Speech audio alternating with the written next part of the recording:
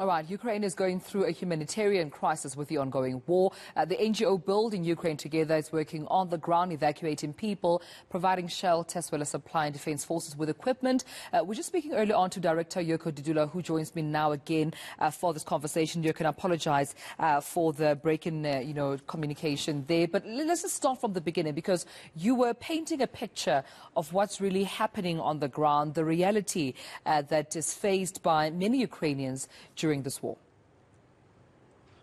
Yeah, I was telling that the Russians are shelling civilian areas of Mariupol, which is the southeast Ukraine. They just shelled the Lviv airport, which is 40 miles away from the EU border, and we are facing they are facing a huge opposition of Ukrainian people.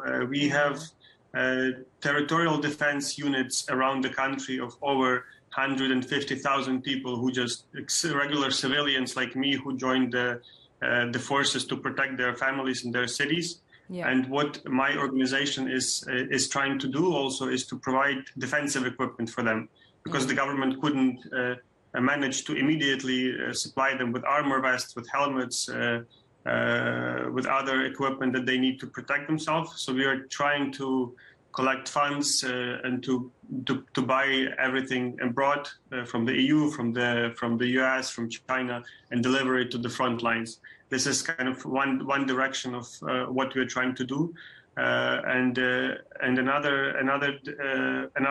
kind of vector of my organization is that we are building shelters and renovating abandoned homes in the western part of Ukraine so they can host internal refugees who are leaving in millions from the east and from Kyiv and southern parts of Ukraine that are kind of under harsh shelling from the Russian side. Right. With all the efforts that you're making as an organization to assist where you can, what challenges are you met with? Because I can imagine this surely can't be an easy task, even though it's to do good, to assist with the shelters, with medicine, with food. Surely on the ground, that can't be an easy task.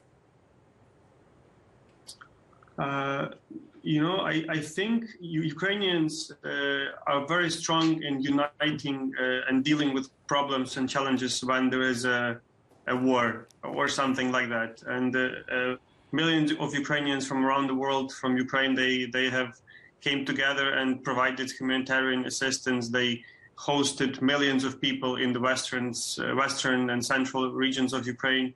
So I would say in terms of humanitarian spectrum, we are dealing all right. We have managed to provide everybody with decent housing and food, like in immediate needs. I think the largest problem that we are facing is the lack of truthful information within Russia of what's going on in Ukraine. They are portraying this as a military special operation. They are telling their citizens that they're not shelling and killing civilians, and it's just solely military objects. And I think the biggest problem that Ukraine and the world is facing now, that there is this country, the totalitarian regime that is lying to its own people, and the fact that over 70% of Russians support the war against Ukraine, it's a huge moral problem for the world. How to deal with people like Putin, who has basically sent his own soldiers who were killed in thousands here, and the people in Russia think that it's a well-planned operation that is successful, and that Ukraine wants Russia to liberate. The Ukrainian people want Russia to liberate us.